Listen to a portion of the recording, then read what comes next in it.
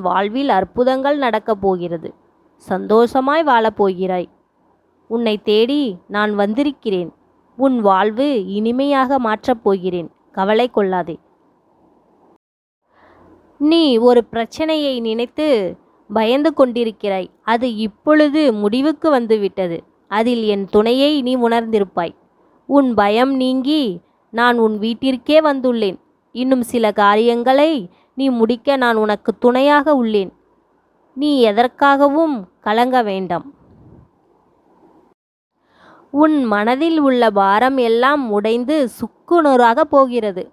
ஒருவித அமைதி மனதில் உனக்கு நிலவப் போகிறது.